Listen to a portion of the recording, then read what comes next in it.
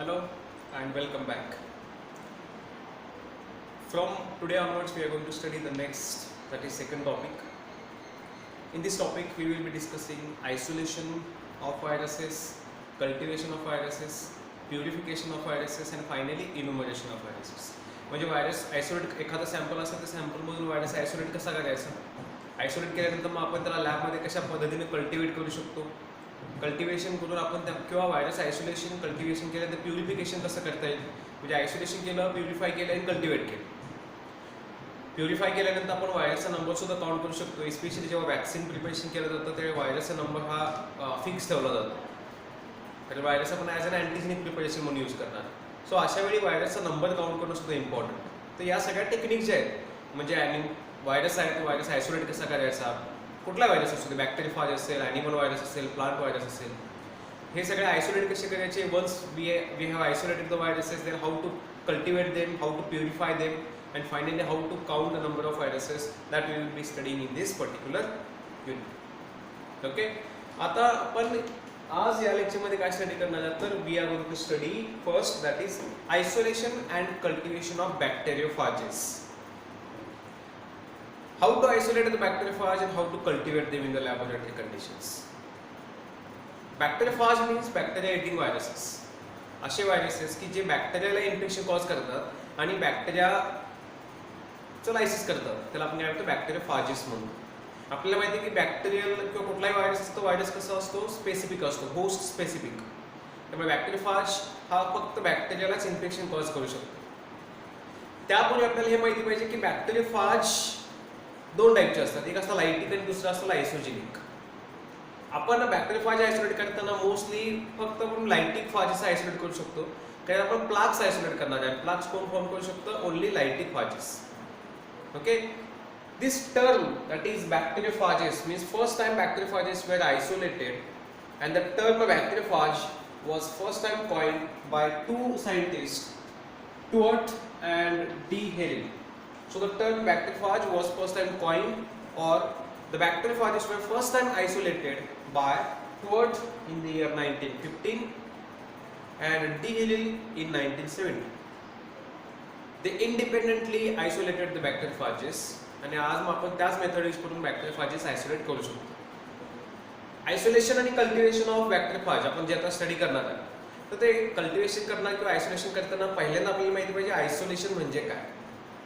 तर isolation means separation of viruses from the population. जे काही सॅम्पल आपल्याकडे असेल त्या सॅम्पलमध्ये वेगळ्या वेगळ्या प्रकारचे डिफरंट टाईपचे व्हायरसेस असतील, त्यातला आपल्याला हवा असलेला व्हायरस त्यातून सेपरेट करणं म्हणजे काय, तर isolation. So from population, single desired virus is separated, that is called isolation. So simply isolation means separation. And cultivation. Cultivation means deliberate growth. म्हणजे तो एकदा आयसोलेट केल्यानंतर त्याला हवा असलेला होस्ट सेल्स प्रोव्हाइड करायच्या आणि त्याचा नंबर इन्क्रीज करायचा आणि त्याला मेंटेन करायचं लॅबमध्ये, लॅब कंडिशन्समध्ये. So there deliberate growth or multiplication can be done, that is called cultivation. So today we are going to isolate, we are going to study the isolation and cultivation of bacteriophages. Bacteriophages can be isolated by using two types of media. That is, we can use liquid media as well as we can use solid media. दोन प्रकारचे media आपण use करू शकतो for isolation and cultivation of bacteriophages. Liquid media can be used, solid media can also be used. आता liquid media आणि solid मीडियामध्ये बॅक्टेरियोफाज isolation कसं करायचं, तर सिंपल आहे. लिक्विड मीडियामध्ये सपोज आपण एक ट्यूब घेतली, त्या ट्यूबमध्ये ब्रॉथ ॲड केला, हा सगळा ब्रॉथ आहे. ओके, आणि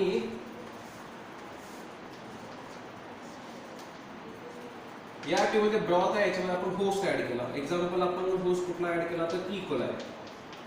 ओके, कोलिफॉर्म म्हणून इकोला होस्ट ॲड केला.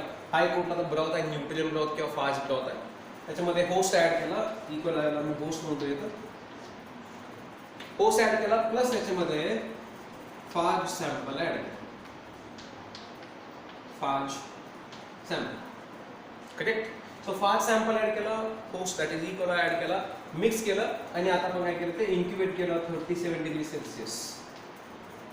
incubation at 37 degree Celsius for 24 hours. So 24 hours साठी आपण इन्क्युबेशन केलं. इन्क्युबेशन केल्यानंतर आता बघा की आपल्याला दोन टाईपचे ऑब्झर्वेशन दिसतील.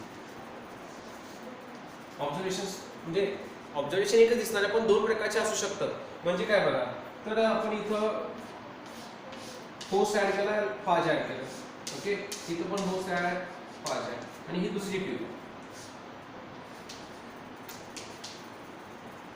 आता दोन ट्यूब आहेत आपल्याकडे. ओके, आपण दोन्हीमध्ये होस्ट ऍड केला, दोन्हीमध्ये फाज ऍड केला, दोन वेगवेगळे सॅम्पल आहेत. आता आपण काय केलं की सॅम्पल एक जो आहे तो ऍड केला आणि रिझल्ट आपल्याला असं दिसलं. असं दिसलं रिझल्ट म्हणजे काय, तर दोन कंडिशन सांगतो मी. एकच सॅम्पल आहे, समजा एकच सॅम्पल आपल्याकडं, आणि आपण काय केलं की दोन ट्यूब्स घेतल्या. दोन्ही ट्यूबमध्ये एका ट्यूबमध्ये होस्ट म्हणजे ई कोला ऍड केला प्लस आपण फास्ट सॅम्पल ऍड केलं एका ट्यूबमध्ये. ती ट्यूब आपण त्याला काय म्हटलं, तर suppose that tube is called as control, sorry test, this is taste.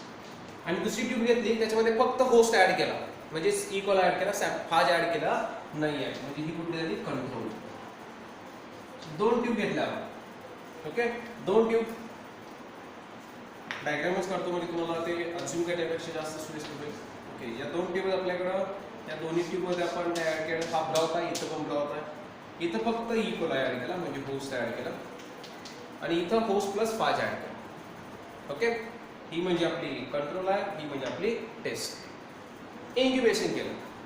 Incubation केल्यानंतर काय होईल बघा, जी पहिली ट्यूब आहे, जी कंट्रोल ट्यूब, याच्यामध्ये फक्त होस्ट ऍड केला, त्या ट्यूबमध्ये टर्बिडिटी एकदम जास्त असणार, कारण E Cola during incubation E Cola multiply होणार, ग्रो होणार, आणि त्यामुळे काय होणार, मेड्या जो क्लिअर होता तो मेड्या आहे तो टर्बिड होणार, कम्प्लिटली टर्बिडिटी टर्बिडिटी दिसणार आपल्याला, कारण ई कोला ग्रो झालेला. आणि सेकंडची ट्यूब आहे की ज्या ट्यूबमध्ये आपण ई कोला ऍड केला प्लस आपण फास्ट सॅम्पल सुद्धा ऍड केलं, म्हणजे व्हायरसेस सुद्धा ऍड केले, मिक्स केलं आपण. हे इन्क्युबेशन केलं. इन्क्युबेशन केल्यानंतर we will find that there is loss of turbidity. So here there is loss of turbidity. Loss of turbidity.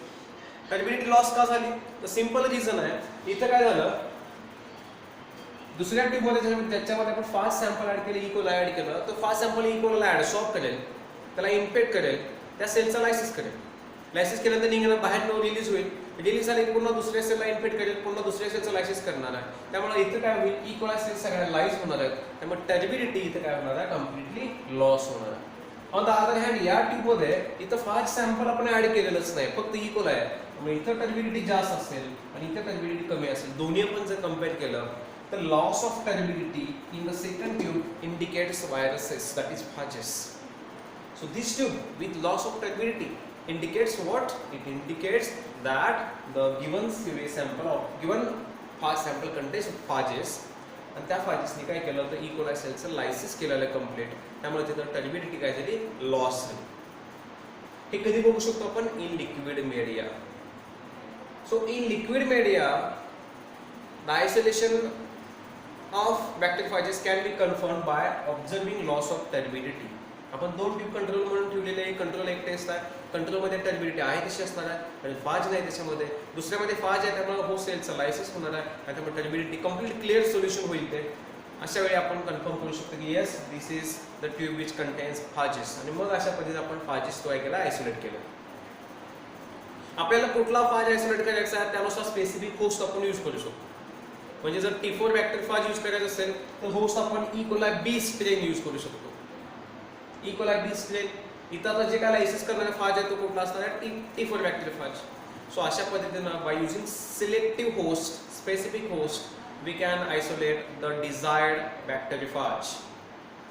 Okay, so in this way the bacteriophage can be isolated from the sample in a liquid media. Liquid मीडियामध्ये आपल्याला plaques दिसणार नाहीत, पण virus आहे की नाही confirm कसं करू शकतो आपण, by observing loss of turbidity. This is very important. In liquid media loss of turbidity confirms the isolation of bacteriophages. Now in solid media, how to isolate the bacteriophages. Solid मीडियामध्ये bacteriophage कशा पद्धतीने आपण isolate करू शकतो त्यात आपण बघूया. So in solid media, आता सॉलिड मीडियामध्ये स्टडी करण्यापूर्वी काही बेसिक गोष्टी ज्या आपल्याला माहिती असल्या पाहिजे. While isolating and cultivating any type of viruses, any type म्हणजे कुठलाही बॅक्टेरियाफाज असेल, तो ॲनिमल व्हायरस असेल किंवा प्लांट व्हायरस असेल, कुठलाही व्हायरस आयसोलेट करत असताना सगळ्यात इम्पॉर्टंट थिंग कुठली असते, to maintain optimum conditions for host. Maintaining optimum condition for the host is very important. Conditions for host. So all the optimum conditions for host should be maintained. कारण काय की virus फक्त अशाच सेलला infect करतो की जो ग्रोईंग आहे, जो ऑप्टिमम कंडिशनला रॅपिडली ग्रो होत असतो किंवा ग्रो होत असतो, अशाच फक्त ग्रोईंग सेलमध्ये व्हायरस इन्फेक्शन करतो. आणि मग ती जी ग्रोईंग सेल आहे म्हणजे होस्टच आहे, त्या होस्टला ग्रो होण्यासाठी किंवा त्याला मेटाबॉलिकली ऍक्टिव्ह होण्यासाठी प्रॉपर सगळ्या कंडिशन्स मेंटेन करणं आवश्यक असतं. म्हणजे व्हायरस आयसोलेट करण्यासाठी होस्टला ग्रो करायला लागतं आपल्याला. होस्टला ग्रो करण्यासाठी होस्टसाठी प्रॉपर ऑप्टिमम कंडिशन्स प्रोव्हाइड केल्या पाहिजे.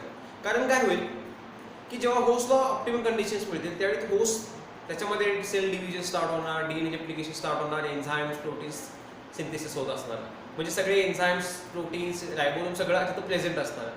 आणि अशा व्हायरस काय की जो डिपेंड आहे त्या होस्टवर, त्याला हे सगळं रेडीमेड मिळालं की तो इझिली तिथं मल्टिप्लाय होऊ शकतो. त्यामुळे होस्टसाठी providing optimum conditions for the host is a primary requirement during isolation and cultivation of any kind of viruses, not only bacteriophage but any kind of viruses.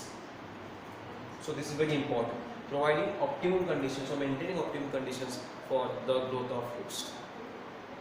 Second thing which is important is the source of host. Source of host. Hostचा source सुद्धा matter करतो आणि तो सुद्धा तितकाच important आहे. आता आपण काय स्टडी करतोय, we are studying that is isolation of bacteriophages. So बॅक्टेरियाफाजेसचा बेस्ट सोर्स काय असेल, कुठं असू शकतात बॅक्टेरियाफाजेस? येस, बॅक्टेरियाफाज तिथंच असणार आहे ज्या ठिकाणी बॅक्टेरिया असणार आहे, कारण ज्या ठिकाणी होस्ट त्या ठिकाणी फाज असणार आहे. So what is the best source for bacteriophages? The best source of host is the best source of phages. ज्या ठिकाणी होस्ट त्या ठिकाणी फाज असणार आहे. बॅक्टेरिया कुठं असतात तर सिवेज मध्ये असतात. So the best source of bacteriophage is sewage sample. Sewage. So bacteriophage isolate करण्यासाठी आपल्याला काय घ्यावं लागणार आहे तर सिवेज सॅम्पल घ्यायला, कारण सिवेजमध्ये काय असणार, बॅक्टेरिया असणार. बॅक्टेरिया ज्या ठिकाणी असतात त्याच ठिकाणी बॅक्टेरियाफाजेस असू शकतं.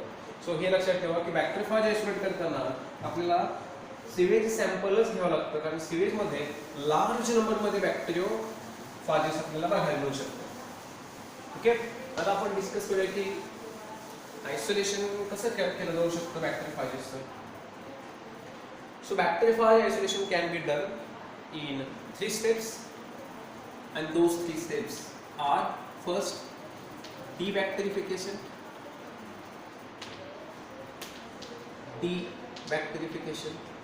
second, enrichment,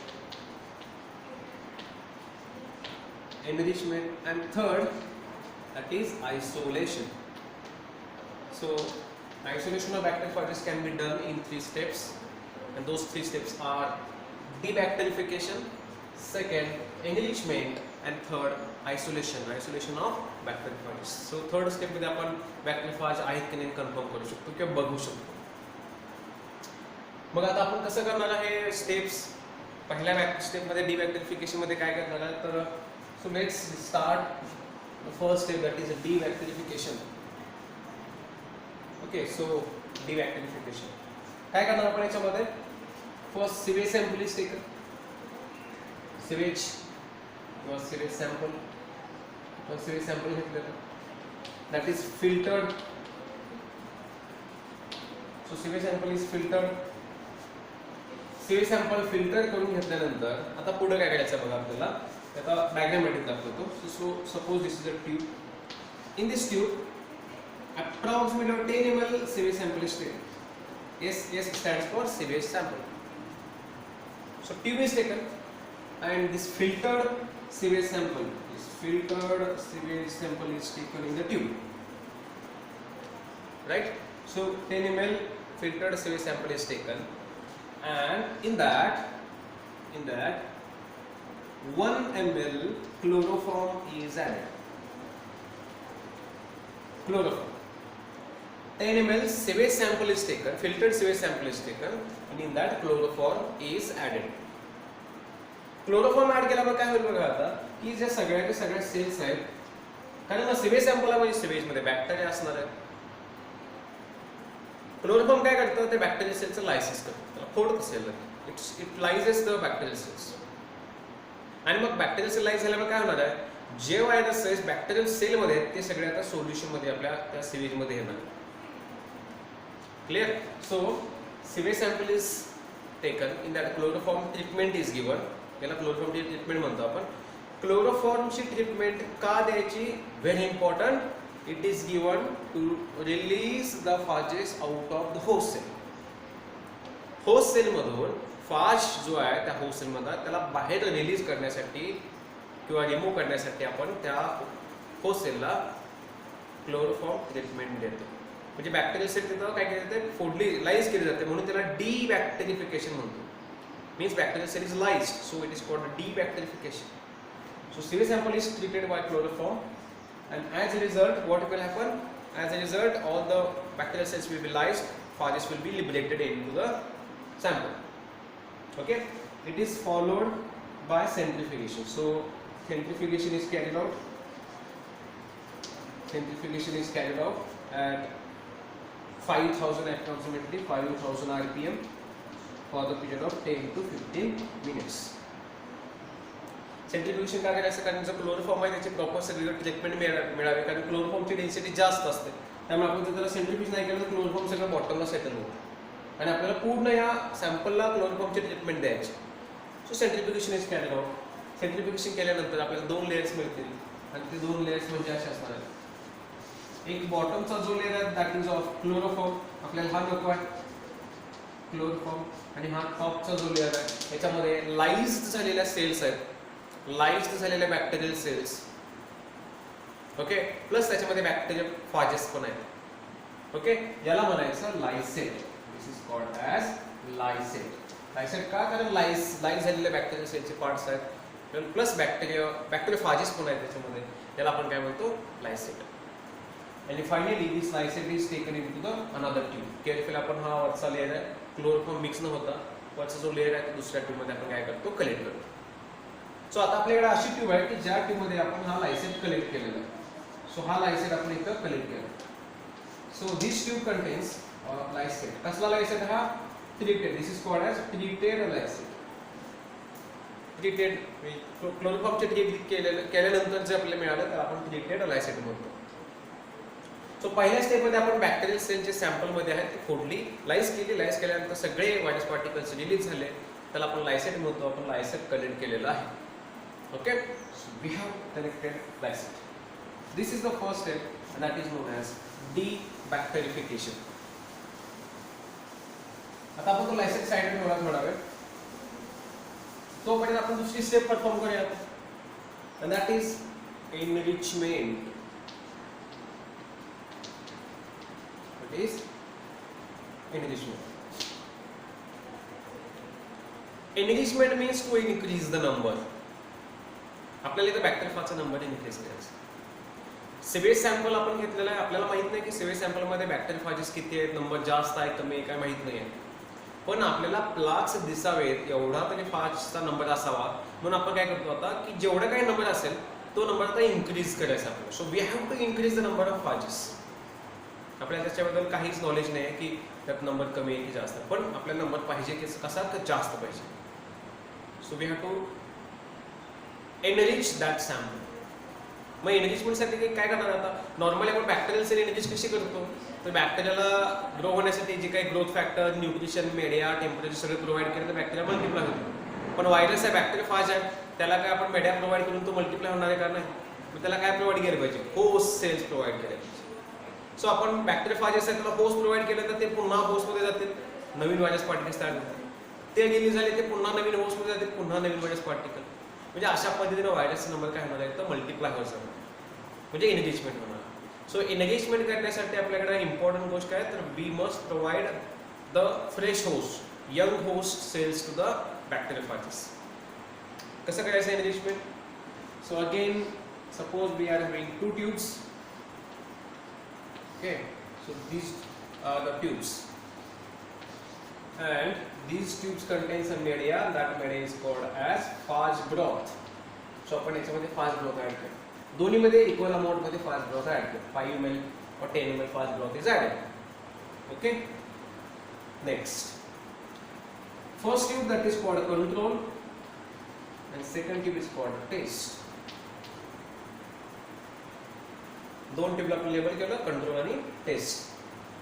कंट्रोल ट्यूब मध्ये दोन्ही मध्ये फाज ब्रॉथ आहेच, पण त्याच्यामध्ये कंट्रोल मध्ये आपण इथे काय ऍड करणार आहे? We are going to add 0.5 ml host. Host म्हणजे कोण आहे? तर आता बॅक्टेरियोफाज म्हणजे आपण कोणी घेणार आहे? कोलिफाज. सपोज कोलिफाज. कोलिफाज म्हणजे असा व्हायरस की जो कोलिफॉर्म बॅक्टेरियाला इन्फेक्ट करतो. ओके, सो कोलिफाज आयसोलेट करताना ई कोलाई सपोज आपण यूज केलं. So 0.5 ml E. coli suspension is taken. Similarly, in this tube also 0.5 ml host is taken. So दोन्हीकडे 0.5 ml host ऍड केलं. मग तुम्हाला प्रश्न पडला असेल दोन्हीमध्ये डिफरन्स काय असणार आहे? डिफरन्स असा आहे की जी टेस्ट ट्यूब आहे त्याच्यामध्ये 0.5 ml होस्ट आहे, इथे पण आहे.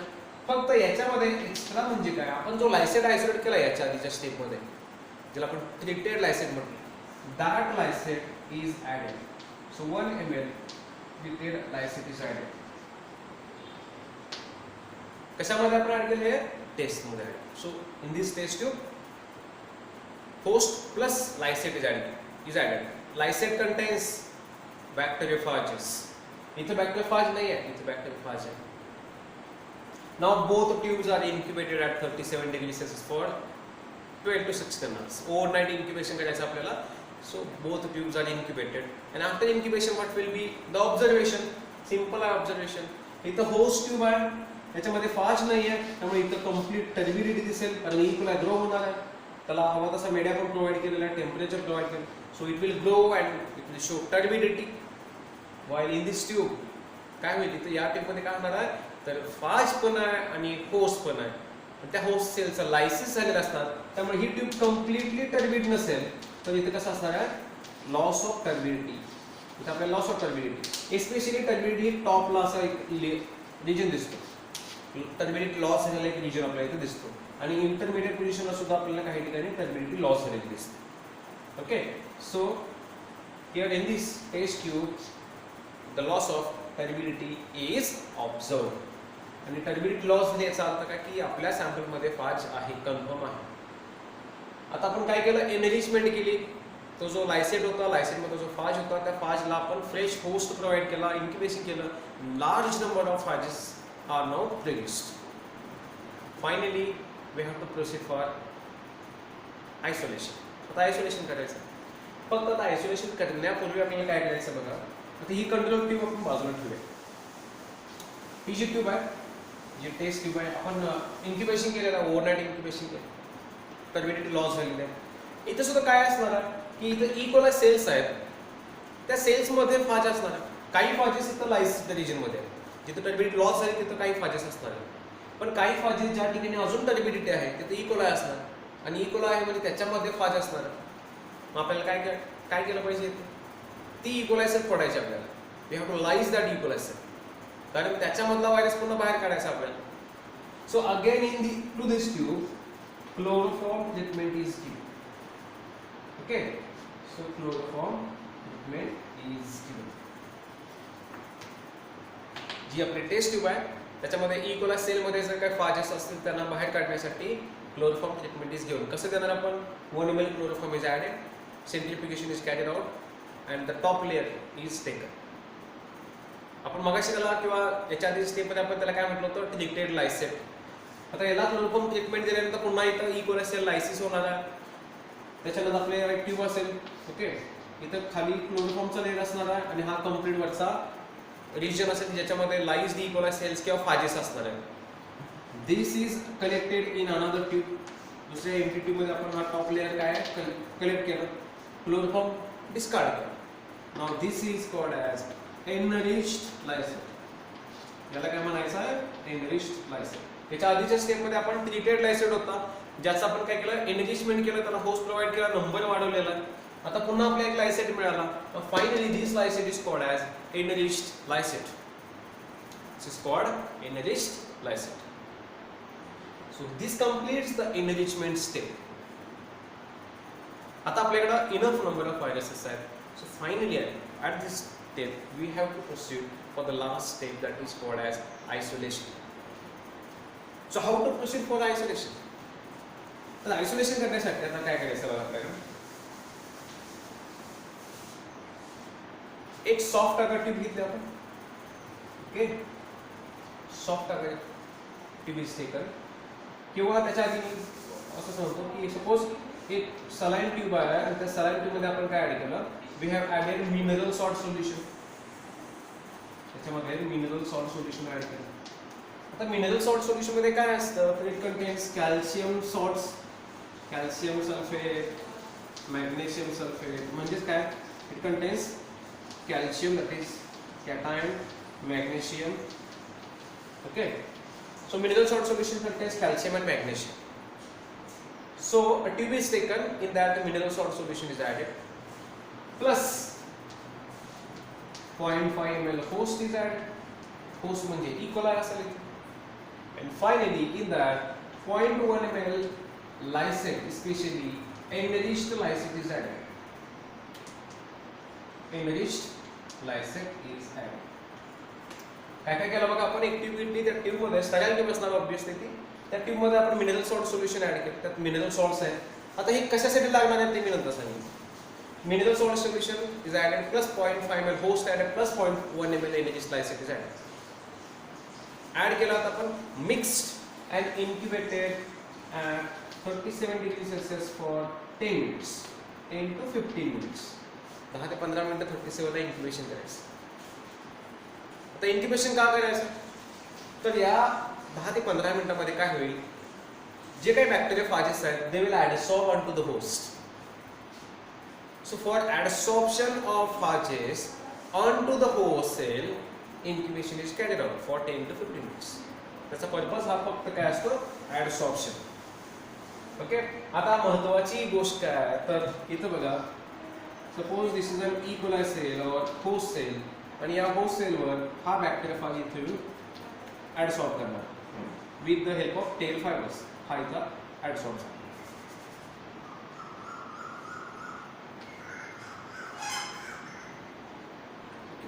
तर हा बॅक्टेरियाफाज आहे, हा बघा इथं ॲडसॉर्ब झाला. आता इथं टेल फायबर्स आणि होस्ट सेल रिसेप्टर यांच्यामध्ये काय झालेलं आहे, ॲडसॉर्प्शन अटॅचमेंट झालेलं आहे. आणि फाज आणि होस्ट सेल किंवा टेल फायबर्स जे फाजचे आहेत आणि रिसेप्टर्स आहेत यांच्यामध्ये ॲडसॉर्प्शन, त्यांच्यामध्ये जो बॉन्ड असतो तो कुठला असतो, इलेक्ट्रोस्टॅटिक इंटरॅक्शन. त्यांच्यामध्ये इलेक्ट्रोस्टॅटिक इंटरॅक्शन्स असतात. It requires electrostatic interaction. म्हणजे जे पेरिंग होतं किंवा अटॅचमेंट जे होतं, attachment between phage and host cell occurs by the electrostatic interaction. आणि इलेक्ट्रोस्टॅटिक इंटरॅक्शन म्हणजे कधी होतं की positive attaches or attracts towards negative and they gets attach to each other, link to each other. मग electrostatic interaction create करण्यासाठी ionic condition create केली पाहिजे, positive negativity create केली पाहिजे. फाज आणि होस्टमध्ये त्याच्यामध्ये अपोजिट चार्जेस आले पाहिजे आणि मग ते दोघे एकमेकांना काय होतील, अटॅच किंवा ॲडसॉर्ब होतील. मग त्यासाठी आयोनिक कंडिशन क्रिएट केली पाहिजे. For that purpose calcium and magnesium salts are use. Mineral salt solution काय यूज करतो आपण, सिंगल लाईन आन्सर आहे.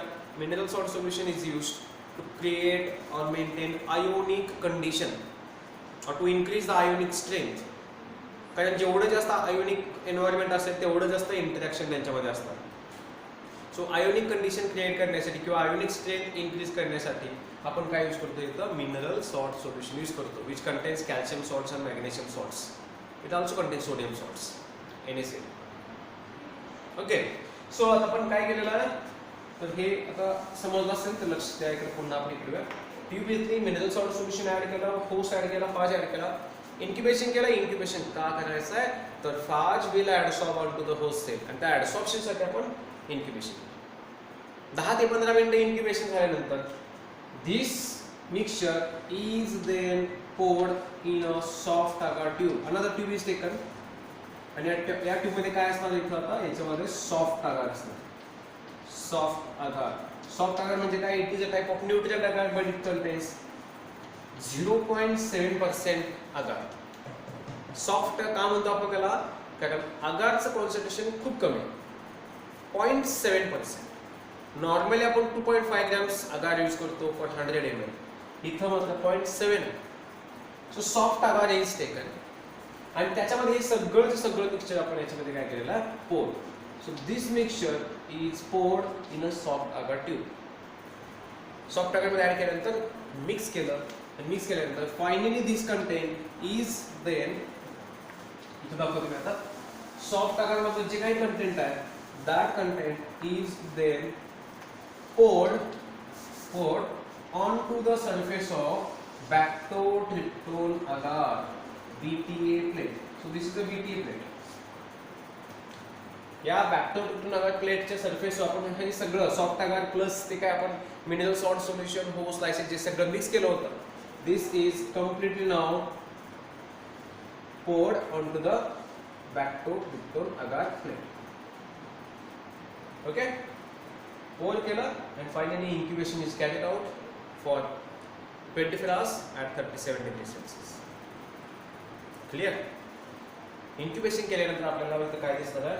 तर we will be able to observe small circular regions, small visible transparent circular regions on the lawn of host cell. On the lawn of host. म्हणजे host sale सगळीकडे आहे, पूर्ण plate मध्ये सगळा lawn आहे त्यांचा होस्ट सेलचा आणि त्या लॉन वर काय आहे तर छोटे छोटे क्लिअर रिजन्स आहेत. Those clear regions are known as plaques. So these are plaques. Plaque. Okay, so this is complete lawn of host cell on bactotryptone agar plate. Okay, आणि त्या लॉन वर आपल्याला काही ठिकाणी छोटे छोटे क्लिअर ट्रान्सपरंट रिजन दिसत आहेत ज्याला आपण प्लाक असं म्हणतो. Single plaque indicates single virus. जेवढे प्लाक्स असतील आपण त्यानुसार व्हायरसचा नंबर सुद्धा काउंट करू शकतो. जसं एक कॉलनी म्हणजे एक बॅक्टेरियल सेल म्हणतो आपण. So similarly single plaque means single phage. अशा पद्धतीने आपण फाजचा नंबर सुद्धा काउंट करू शकतो. This is a method for isolation of bacteriophages. इथं प्लाग दिसले याचा अर्थ आपल्याकडं आपण सक्सेसफुली बॅक्टेरियोफाज आयसोलेट केलेले आहेत. क्लिअर सगळ्यांना हे समजलं असेल? समजलं असेल तर आता इथं सॉफ्ट अगार काय यूज केला आपण? सॉफ्ट अगार 0.7% अगार त्याच्यामध्ये असतो. मग हा यूज करण्यामागचं रिझन काय आहे तर समजा लक्ष द्या. हा इथं एक व्हायरस आहे, म्हणजे इथं या रिजनमध्ये व्हायरसेस आहेत. त्यांनी काय केलं? लायसिस केलं होसेलचं आणि आपल्याला इथं प्लाग दिसलं. लायसिस केल्यानंतर ते जे व्हायरसेस आहेत ते रिलीज झाले आणि दुसऱ्या सेलला काय करणार आहे ते आता इन्फेक्ट करणार आहेत. पण अगारचं कॉन्सन्ट्रेशन जास्त असेल तर काय होणार आहे? पोरोसिटी कमी असणार. अगारचं कॉन्सन्ट्रेशन जास्त असेल तर पोरोसिटी कमी, त्यामुळे व्हायरसला मूव्ह होण्यासाठी दुसऱ्या सेलपर्यंत जाण्यासाठी त्याला काय होणार? स्पेस कमी आहे, कारण पोरोसिटी कमी आहे, त्यामुळे व्हायरसचं डिफ्युजन कमी होणार. पण ते जर आपण अगारचं कॉन्सन्ट्रेशन कमी केलं पोरोसिटी काय होईल? जास्त. पोरोसिटी जास्त आहे, virus can easily move from one place to another place आणि मग तो अशा प्रकारे अनेक सेलला अनेक होस्ट सेलला काय करू शकतो? लाईज करू शकतो. So soft agar is used to allow diffusion of virus particle from one place to another place, from one place to another. त्या मीडियामधून तो सगळीकडे डिफ्यूज व्हावा आणि सगळ्या सेल्सना लाईज करावे यासाठी सॉफ्ट अगारमध्ये आपण अगारचं कॉन्सन्ट्रेशन कमी ठेवतो. So plaques are observed. Plaque indicates the virus bacteriophage. आता प्रत्येक व्हायरस जो असेल प्रत्येक व्हायरसचा प्लाकची साईज वेगवेगळी असू शकते. जसे कॉलनी साईज ही प्रत्येक बॅक्टेरियासाठी युनिक असू शकते. Similarly the plaque size may vary from bacteriophage to phage. Example, T series मध्ये T1 and T3. T1 and T3 has larger plaques as compared to T2 and T4. Okay, so T1 phage and T3 phage या T series मध्ये आहेत. T1 and T3 they have larger plaques as compared to T2 and T4. म्हणजे small plaques आहेत की large plaques आहेत त्यानुसार आपण ते तो बॅक्टेरियोफाज कुठला आहे, टी इव्हन मधला आहे की टी ऑड मधला आहे हे सुद्धा काही प्रमाणात कन्फर्म करू शकतो. So this is all about the isolation of bacteriophages from the sewage sample. Finally, cultivation. Cultivation कशी करायचं आता? आपण आयसोलेट केलेलं, आपण याला लॅब मध्ये कल्टिवेट करायचं. मग हे कसं करायचं? तर loop is taken, loop nichrome wire loop or Pasteur pipette is taken, आणि तो जो लूप आहे it is rubbed into this particular plaque region. जो प्लाकचा रिजन आहे, कम्प्लीट रिजन आहे, त्या ठिकाणी तो लूप काय करायचा? रब करायचा. So it is rub or Pasteur pipette is taken and it is rub in the plaque region, and then it is mixed with another host in another tube. So आपण अजून एक ट्यूब घेतली, broth घेतला आणि त्याच्यामध्ये host add केला, आणि त्या होस्ट मध्ये आपण जो लूप याच्यामध्ये रब केला तो पुन्हा याच्यामध्ये ऍड करू शकतो. त्या प्लाक मध्ये जे व्हायरसेस आहेत ते त्या लूपला अटॅच होतील आणि त्यातून मग इथं या होस्ट मध्ये येतील. नवीन होस्ट मिळाला, पुन्हा तिथं मल्टिप्लाय होतील, पुन्हा ते लायसिस करतील, पुन्हा आपण मग त्यातून लूप फुल सॅम्पल घेऊन दुसऱ्या होस्ट मध्ये मिक्स करू शकतो. So likewise we can cultivate. प्रत्येक वेळी त्यांना नवीन होस्ट प्रोव्हाइड करायचा आणि मग आपण त्यांना प्रोव्हाइड करून लॅबमध्ये बॅक्टेरियोफाजेस कल्टिवेट करू शकतो. This is all about the isolation and cultivation of bacteriophages. आपण isolation and cultivation of animal virus study करणार आहे, प्लांट व्हायरस स्टडी करणार आहे. लाईकवाईज आपण या युनिटमध्ये आता इथून पुढे प्रोसीड करणार आहे. थँक्यू.